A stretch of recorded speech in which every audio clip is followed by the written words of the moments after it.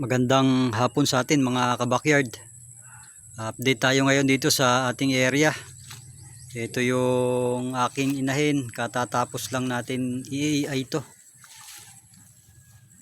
Nag-artificial insemination tayo rito sa ating native na inahin.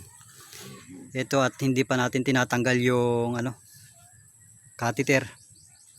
Nahayaan ko lang po muna at kusa namang matatanggal yan.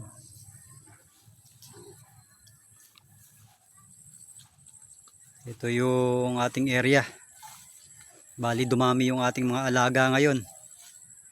Nadagdagan tayo ng bali 5 piraso na babae na mga biik na gagawin nating mga inahin. Magiging future breeder po natin. Ito naman yung nandito. Yan po yung mga puro kapon po yan. 4 po yan sila na nandyan. Ilinipat na po natin sila ng area. 4 na piraso yan na nandyan sa labas.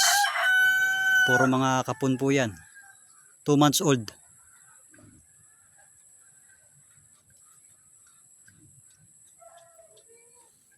Dito at kakabili lang natin kanina nung ating hyper.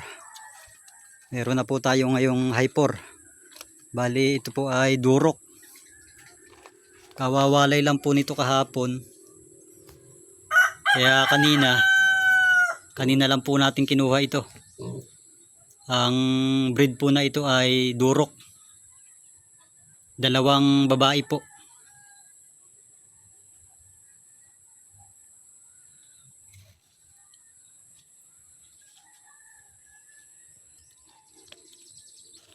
Dito naman sa kabila ay ito na yung mga purong mga babae natin lahat, 5 piraso na gagawin din natin tong future breeder. Yung 3 po rito ay binili ko nung siguro mga 1 week na po ang lumipas. Ito ay puro mga 2 months old din. Puro mga babae na po ito. Pinaghiwalay ko na po sila. Yung mga lalaki na kapon, yun po yung pambenta natin siguro this February or March para lechonin.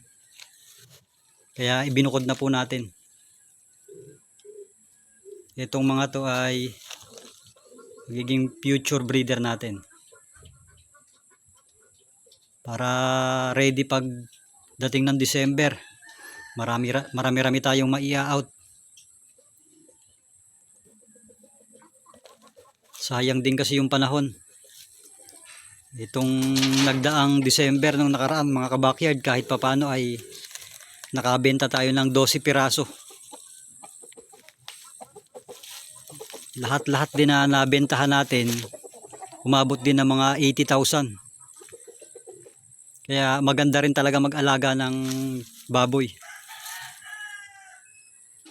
Itong inahin natin na to ay ating na AI na to ngayon.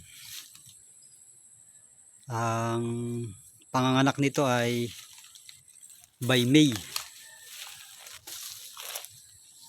Kaya pagdating ng December mga ka-backyard ay marami-rami na ang ating mga i-dispose na panglitsonin nito. Kasi ang magiging total lahat-lahat ng ating magiging inahin dito ay ito dito 5 babae plus yung 2 hyper doon na kakakuha lang natin kanina, bali 7. At ito namang isang inahin pang 8. Meron pa tayong darating na isang biik na babae rin, bali 9 lahat na magiging future breeder natin dito. Sa January 15 makukuha ko na yung isang biik. Yun po yung bayad sa ating ginawang pag-AI sa ating kakilala.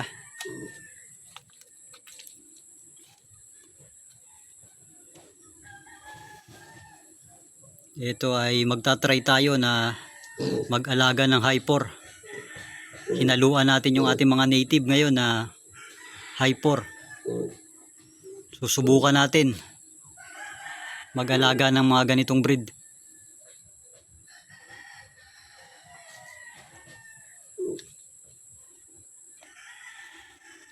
Sa susunod mga kabakyard ay maglalagay na rin tayo rito ng asola pond para kahit papano ay may alternative tayo na pakain sa ating mga alaga. Ito kanina ay aking tinabasa na to kanina. Papantayin ko na lang po yan para sa susunod diyan natin ilalagay yung ating asola pond.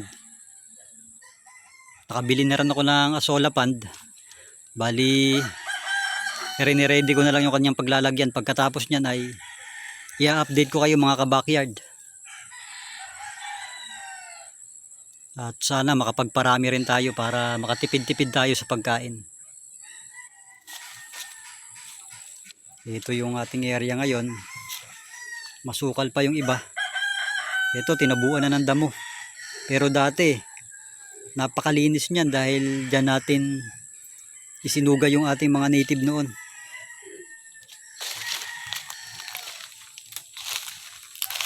Ito yung apat na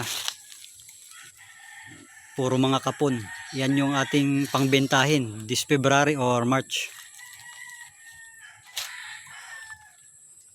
Ito lang po muna sa ngayon mga kabakyard at maraming salamat po.